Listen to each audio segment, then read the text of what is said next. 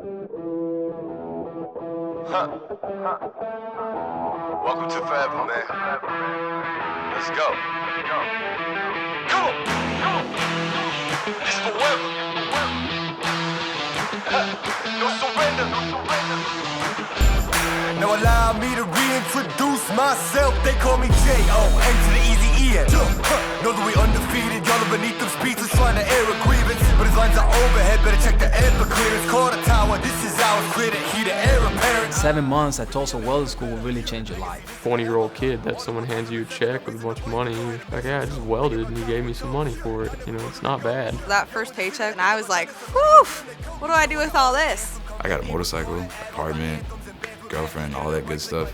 Like, since I came to Tulsa, I have not regretted anything. Four-wheelers, my toys, my hunting clubs. I mean, I travel 4 months out of the year for archery.